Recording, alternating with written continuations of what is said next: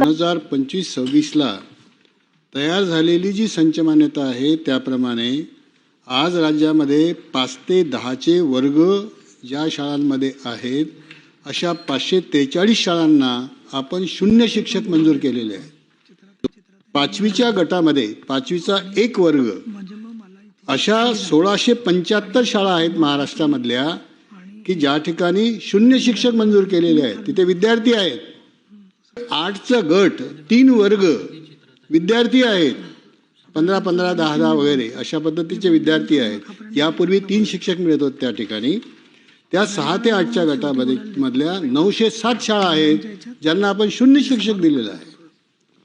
9 ते 10च्या गटामध्ये 1238 शाळा अशा आहेत की ज्या शाळांमध्ये विद्यार्थी आहेत पण कमी आहेत, जसं आत्ताच सांगितलं नाईक साहेबांनी, तशा 1238 शाळा अशा आहेत की त्यांना तुम्ही शून्य शिक्षक दिलेले आहेत।